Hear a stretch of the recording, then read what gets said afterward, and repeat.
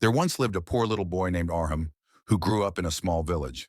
His family barely had enough money for food, and his clothes were old and torn.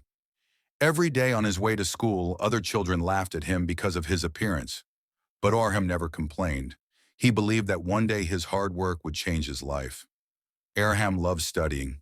He didn't have proper books or a table to sit at, so he studied under a streetlight every night. His mother used to tell him, "Son, life is tough, but tough people never give up." These words became the engine of his heart.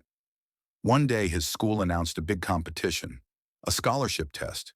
Whoever passed it would get free education and support for further studies. Aram knew this was his chance.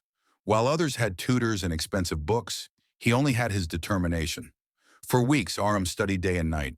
Sometimes he got tired, sometimes he felt like giving up. But he remembered his mother's words.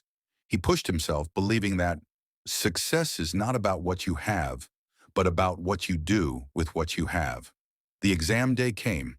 Aram sat nervously in the classroom, surrounded by confident students. But he focused, wrote his test with full effort, and left the room with hope. A week later, the results were announced. Students gathered around the notice board. At first, Aram couldn't see anything because the crowd was too big. But when the teacher called him forward, his heart started to race. The teacher smiled and said, "Aram, you are the top scorer.